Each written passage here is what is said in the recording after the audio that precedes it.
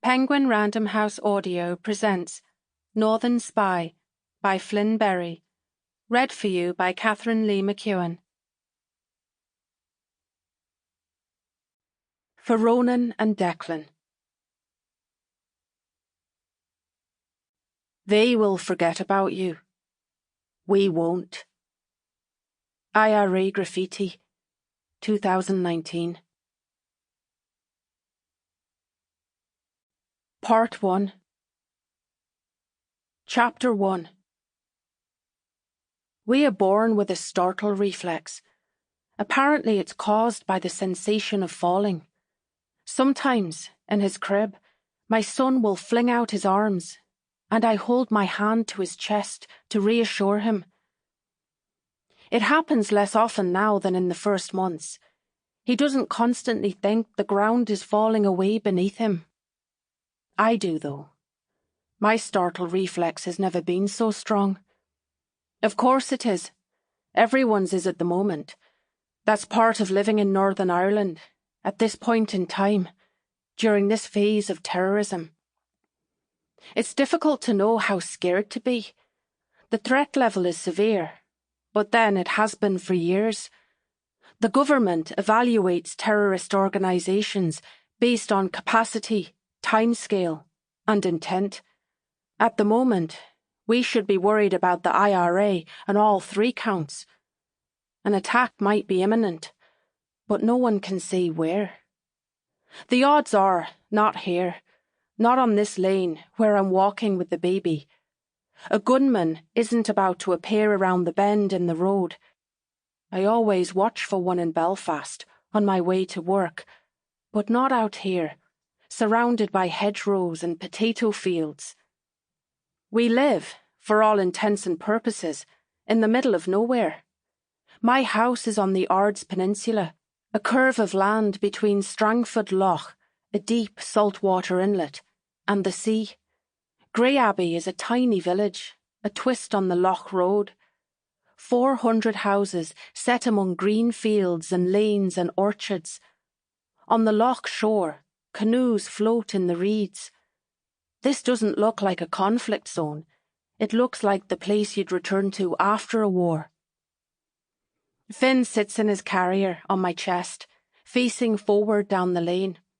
I chat to him, and he babbles back at me, kicking his heels against my thighs.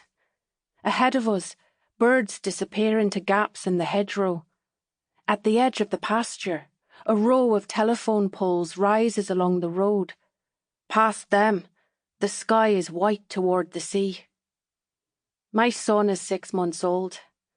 The conflict might be over by the time he can walk or read. It might end before he learns to clap, or says his first word, or drinks from a cup, or has whole fruit instead of puree. All of this might never touch him. It should already be over, of course. My sister and I were born near the end of the Troubles. We were children in 1998, when the Good Friday Agreement was signed. We painted peace signs and doves on bedsheets and hung them from our windows. It was all meant to be finished then. Except bodies were still being found in peat bogs along the border.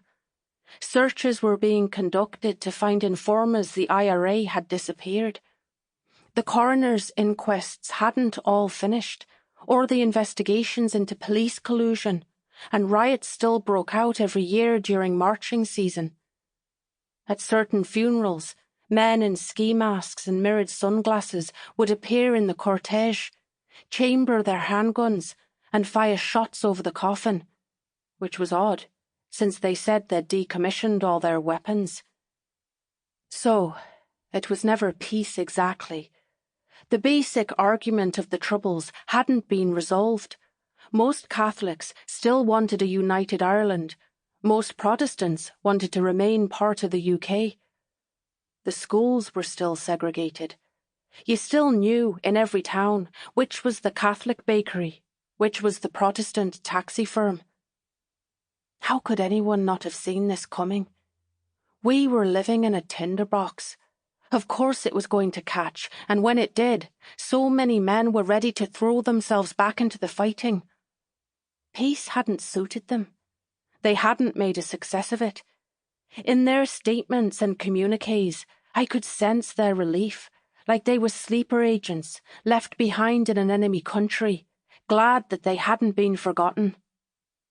From the lane, I turn onto the loch road. The water is platinum with sunlight. It will be hot again today. I want this walk to last, but soon we're at the main street and his daycare. I kiss Finn goodbye, confident, as always, that between now and tomorrow morning I'll find the trick that will let me spend the day both at work and with him. My phone rings as I near the bus stop. "Have you heard from Marion today?" my mother asks. "No, why?" "There's supposed to be a thunderstorm." Marion has gone to the north coast for a few days. She is staying in a rented cottage on a headland near Ballycastle. "She's not diving, is she?" "No," I say, not mentioning what Marion had told me about wanting to swim into the caves at Ballantoy if she could time it right with the tides. I hoped she would. I liked the thought of her swimming through the limestone arches, bobbing in the water inside the mouth of the caves. It would be like an antidote, the quiet and the spaciousness, the exact opposite of Belfast, of her work as a paramedic, sitting in the back of an ambulance, racing through red lights, steeling herself for the moment when the doors will open. "There's no sense in doing that on your own." "She's not diving, Ma'am. See you tonight, okay?" On Thursdays, when we broadcast our programme, my mother collects Finn from daycare, since I don't get home in time. It means a long day for her. She works as a housekeeper for a couple in Bangor. She cleans their house, buys their food, washes their clothes. They keep the thermostat so high all year that she works in a pair of shorts and a tank top. Twice a week, she puts on a coat to drag their bins down the long gravel drive and back up again. They recently spent £500,000 to put a heated, single-lane swimming pool under their house, which neither of us can believe she has never used. "Not even when they're away?" asked Marion. Our Mum laughed. "Catch yourself on." Chapter 2. On the bus into the city, I look through my reflection at the loch. Across its vast surface, the faint shapes of the Mourne Mountains rise in the distance. I send Marion a message, then scroll up to the picture she sent me yesterday of herself standing on the Carrick-a-Reed rope bridge. Tourists used to wait for hours to cross the bridge, but now it hangs empty for most of the year, the waves crashing 100 feet beneath it. In the picture, she is alone, her hands gripping the ropes, laughing. Marion has wavy brown hair that she wears loose or piled on top of her head with a gold clasp. We look similar, same eyes and cheekbones and dark hair, though Marion's is an inch shorter than mine and softer.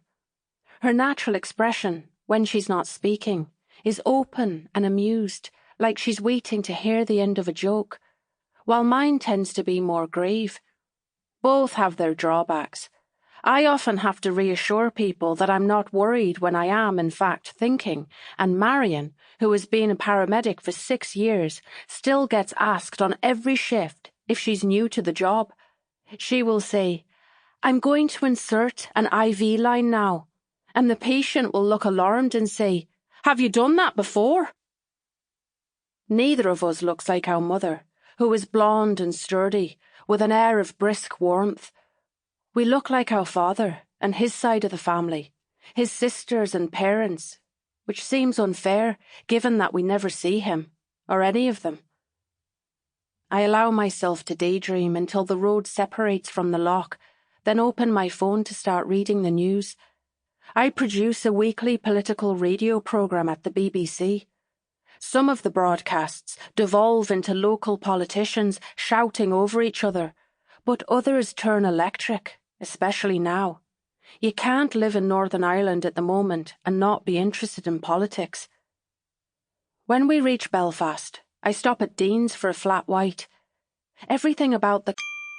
Sample complete. Ready to continue?